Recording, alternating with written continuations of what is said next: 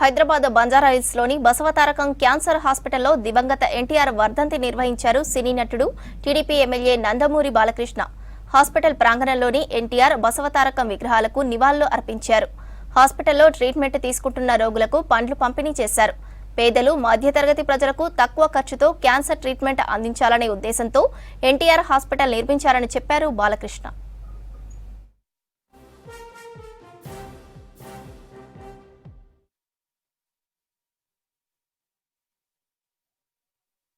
ఎన్టీఆర్ అంటే కేవలం నందమూరి తారక రామారావు కాదు. ఏంటంటే నటనాలయం, ఆయన ఇల్లే ఒక నటనాలయం. అందులో ఆయన ఒక నటరాజు నరసింహుడు.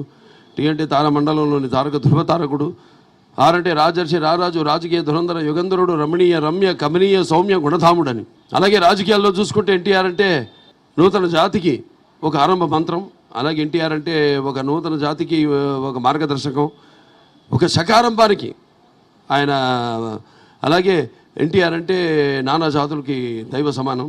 నిరంతర ప్రజల గుండెల్లో నిత్య యవ్వన, నిత్య జీవన, నిత్యాభిమాన భూషుడయ్యాడు. నిండు గుండెల్లో సజీవంగా నిలిచే ఒక నిత్యామృతాన్ని తాగిన దేవుడిలో మారాడు. మరణం లేని స్మరణీయ మహనీయుడు అనిపించుకున్నాడు. ఎవరికి దక్కని ఒక ఘనమైన మహత్తర జన్మను పొందాడు నందమూరి తారక రామారావు గారు. అందుకే అటువంటి ఆయనకి మరణమేది.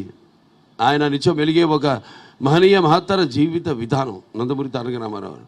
ఇవాళ మన బసవతారక ఇండో అమెరికన్ హాస్పిటల్ విషయానికి వస్తే 1980లో ఈ యొక్క ఆసుపత్రికి పునాది వేయడం జరిగింది. ఆ తర్వాత కొంచెం 10 ఏళ్ళు పట్టింది.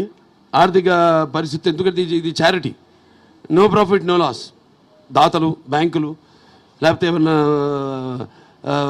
పారిశ్రామికవేత్తలు వాళ్ళ సిఎస్ఆర్ ఫండ్స్ వాటి మీద ఆధారపడి పడాల్సిందే తప్పితే ఈ యొక్క ఆసుపత్రిని ఈరోజు భారతదేశం గర్వించదగ్గ సింగిల్ స్పెషాలిటీ క్యాన్సర్ హాస్పిటల్గా అభివృద్ధి చెందింది.